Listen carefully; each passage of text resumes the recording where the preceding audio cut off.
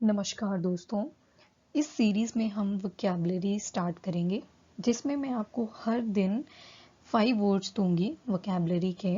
And आपको क्या करना है, उसके लिए प्रॉपर एक सेंटेंस बनाना है एंड सेंटेंस के साथ साथ आपको उसको एक बार रिवाइज करना है। That's it. यहाँ पे मैं आपको इमेजेस के थ्रू वोकैबुलरी समझाऊंगी, पढ़ाऊंगी, सो दैट आप उस वर्ड को कभी भूलें ही ना। ठीक है, मैं उसका ओरिजिन भी आपको बताऊंगी और उस वर्ड को कैसे याद रखना है वो भी मैं आपको यहाँ पे बताऊंगी। तो अब स्टार्ट करेंगे हम यहाँ पे first day of the vocabulary, जिसमें 5 वर्ड्स रहेंगे। एंड वन इम्पॉर्टेंट थिंग, अभी हम इसको हिंदी में ही करेंगे, मतलब मैं आपको हिंदी में ही समझाती चलूँगी, इंग्लिश में नहीं होगा डायरेक्ट। सो जो बच्चे बिल्कुल ही न्यू हैं तो उनके लिए इजी हो जाएगा अंडरस्टैंड करने के लिए, सो दैट वो एक बार इस फील्ड में आ जाए ना, तो it would be easy for them as well. ठीक है, तो आज से हम शुरू कर रहे हैं 5 वर्ड्स एवरी डे। तो यहाँ पे मैं आपको वर्ड्स देती चलूँगी एंड वर्ड्स के साथ साथ उनके मीनिंग्स होंगे और साथ में एक इमेज होगी, सो दैट आप उस वर्ड को काफ़ी टाइम तक याद रख सको। ठीक है, तो फर्स्ट वर्ड जो है दैट इज़ गोडी। दैट इज़ गोडी। प्रोनाउंसिएशन इज अगेन बहुत इंपॉर्टेंट है। गोडी, आपको स्पेलिंग देके इसकी प्रोनाउंसिएशन कुछ और आएगी, बट दिस इज गोडी। ठीक है, गोडी का मतलब होता है कोई चीज़ मतलब बहुत ही गंदी है ऑलरेडी, और उसके ऊपर आप क्या कर रहे हो, और ज़्यादा डेकोरेशन कर रहे हो। आप इस तरह से डेकोरेशन कर रहे हो कि अब वो बहुत ही अनप्लीजेंट दिख रहा है।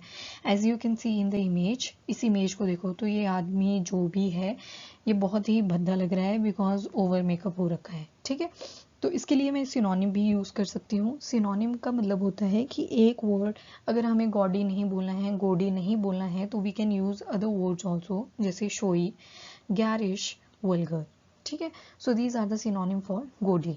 ठीक है, तो ये हमारा फर्स्ट वर्ड था, दैट इज गोडी। इमेज में भी इसको देखो कि कोई चीज़ है जिसको हमने बहुत ही ज़्यादा ब्राइट कर दिया और इस तरह से डेकोरेट करा है कि वो बहुत ही अनप्लीजेंट लग रहा है, बहुत ही भद्दा लग रहा है, तो वो क्या हो गया आपका, दैट इज योर गोडी। ठीक है, सेकेंड वर्ड देख लेते हैं, दैट इज एलियस।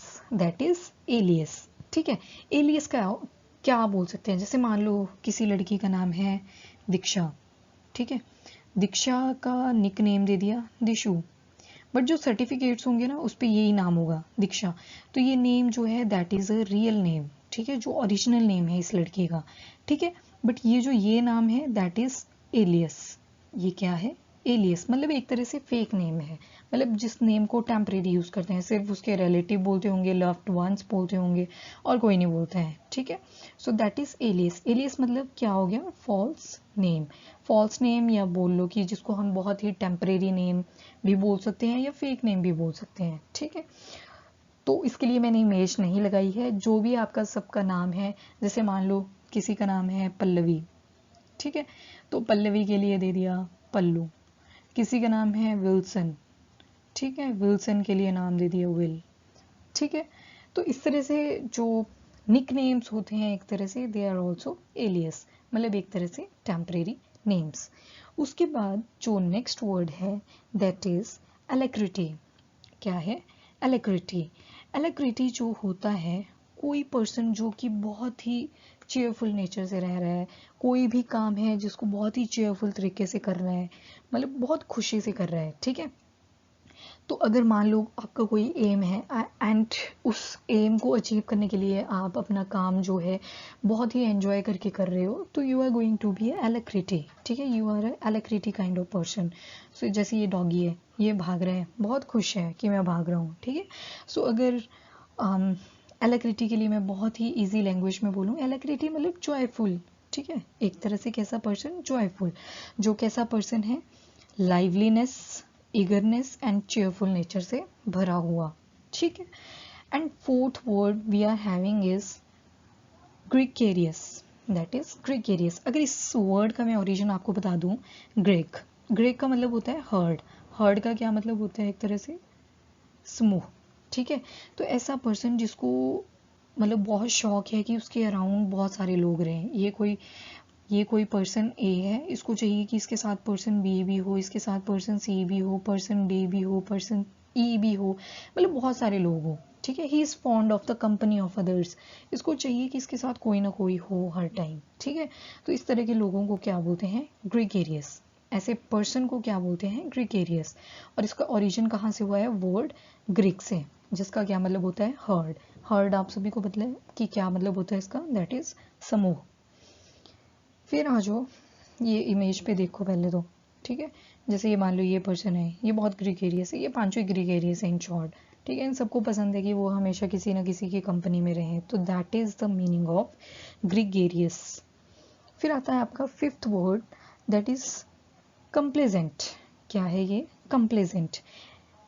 कंप्लेजेंट, अब इसकी आपको मैं इमेज भी दिखा देती हूँ। कंप्लेजेंट मतलब कोई ऐसी एक्ट करना जो दूसरे पर्सन को खुश कर दे।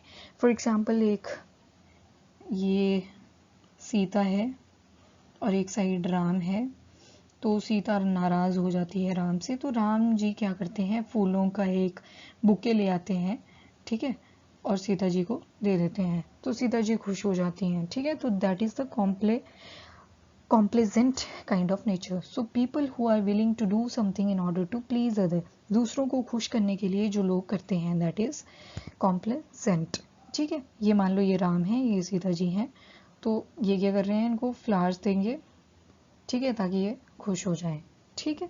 That is the meaning of complacent. I hope आपको सारे के सारे वर्ड्स याद हो गए होंगे।